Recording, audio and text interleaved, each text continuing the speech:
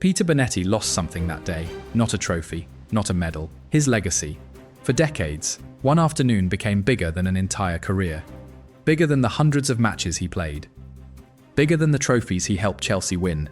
Bigger than the extraordinary saves that earned him the nickname, the Cat. History remembered Peter Bonetti for replacing Gordon Banks.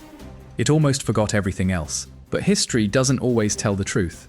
Because the one man who knew the story better than anyone never blamed Peter Bonetti.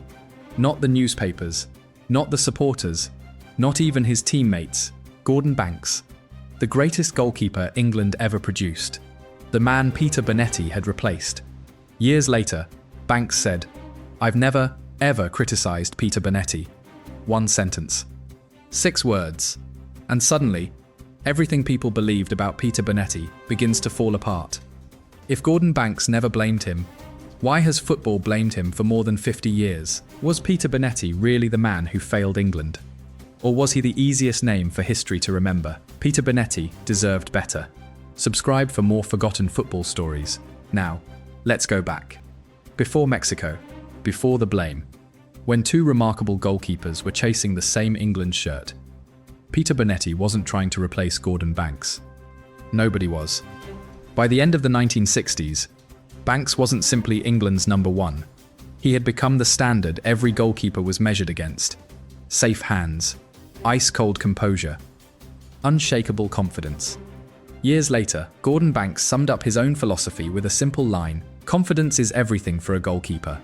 He played with that confidence every time he wore an England shirt. For Peter Bonetti, that created a different challenge, not proving he was good enough, but waiting for a chance that almost never came. At Chelsea, he had already earned the trust of managers, teammates and supporters. For England, he had to be patient, because when your teammate is the best goalkeeper in the world, patience becomes part of the job.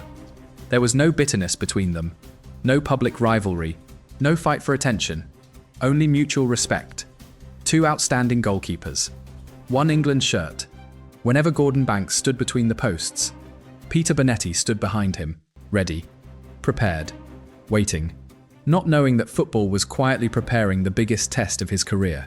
Because in the World Cup, one unexpected illness would do what no goalkeeper ever could. It would take Gordon Banks out of England's team and place Peter Bonetti in the match that would define the rest of his life. Few goalkeepers ever walked onto a pitch and finished it by defeating Gordon Banks. Peter Bonetti did. The occasion was the 1965 League Cup final. 1 goal protected, 1 trophy won. When the final whistle sounded, Chelsea were champions. Peter Bonetti had outperformed England's number 1. It didn't change the England pecking order. Gordon Banks remained first choice, and deservedly so. But it changed something equally important: respect. Nobody could question Peter Bonetti's ability anymore. He had already proved he could deliver on football's biggest occasions. Chelsea continued to trust him. Season after season, match after match. He became one of the most dependable goalkeepers in English football. Yet international football can be unforgiving. Sometimes talent isn't enough. Sometimes the greatest obstacle is the teammate standing in front of you. For Peter Bonetti, that teammate was Gordon Banks. There was no jealousy, no public frustration, only patience. Because opportunities for international goalkeepers rarely come twice.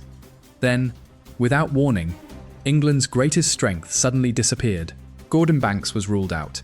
And for that World Cup quarter-final, the England shirt belonged to Peter Bonetti. And the entire nation was about to discover how quickly football can change a man's life. It wasn't an injury. It wasn't a suspension. It wasn't even football. Just days before England's World Cup quarter-final, Gordon Banks became seriously ill. The diagnosis was food poisoning. England's number 1 was out. There was no warning. No time to prepare. Alf Ramsey had one choice. Peter Bonetti, the chance he had waited years for, had finally arrived. But not like this. Not in a friendly. Not in a qualifier. A World Cup quarter-final. Against West Germany. On football's biggest stage. Imagine the pressure. Replacing the goalkeeper many called the best in the world. Peter Bonetti never asked for that responsibility. It found him. And like every professional, he accepted it. Years later, Gordon Banks admitted, "I was desperately disappointed not to play. So was Peter Bonetti, because he knew what the world expected. Not Peter Bonetti. They expected Gordon Banks.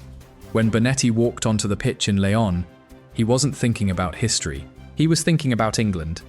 But before the final whistle, history would think differently.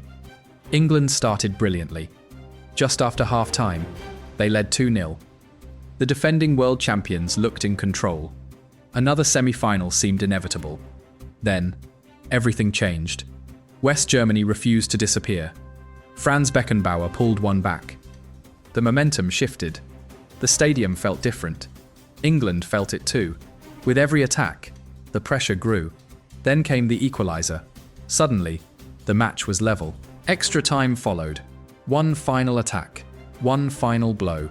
Gerd Müller found the ball inside the penalty area. He didn't need a second invitation. Germany were ahead. England were out. The final whistle ended more than a football match.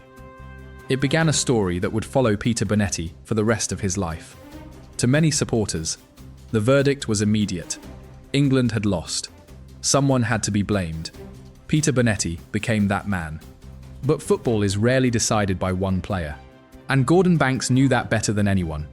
The criticism came quickly, and it stayed for decades. For many supporters, the defeat had one face. Peter Bonetti. Bonetti never ran from that day. Years later, he admitted he should have done better for Franz Beckenbauer's goal. He accepted his part. He never looked for excuses. But he never claimed he lost the match alone. Neither did England's manager. After the final whistle, Alf Ramsey spoke to Bonetti privately. His message was simple: don't blame yourself. Ramsey believed England's defeat could never be placed on one player. Football had become far more complicated than that. Yet public opinion had already reached its verdict.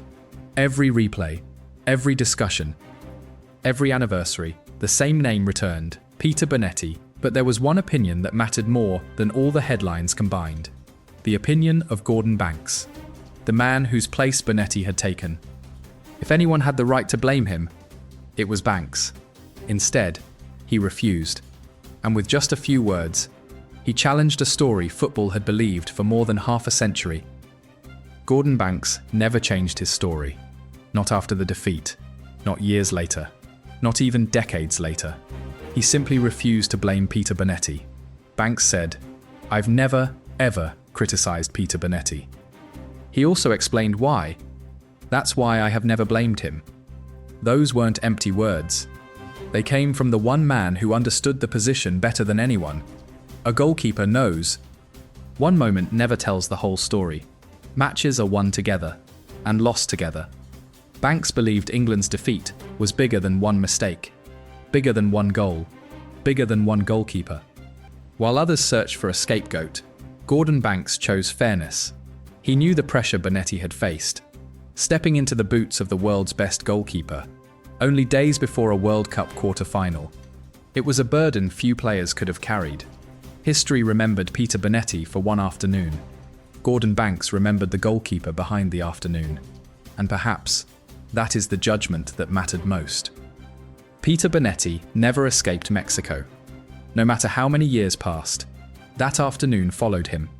Yet his life was always far bigger than one match. He gave Chelsea almost 2 decades of loyalty. He made 729 appearances, won major honours, inspired generations of goalkeepers. In 2009, he finally received the World Cup winners' medal he had earned as a member of England's 1966 squad. It was a proud moment, but it came almost 40 years after the night that had defined him. Then, in 2020, football said goodbye to Peter Bonetti. He passed away at the age of 78 after a long illness. Tributes arrived from across the football world. Chelsea mourned one of their greatest servants. Former teammates remembered not just a goalkeeper, but a gentleman. Quiet, humble, respected. By then, the anger of 1970 had faded. What remained was the career people should have celebrated from the beginning. Perhaps Gordon Banks understood that long before everyone else. While the football world remembered one afternoon, Banks remembered the man behind it. And maybe that is Peter Bonetti's real legacy. If you believe one match should never define a legend, subscribe for more stories that deserve to be remembered.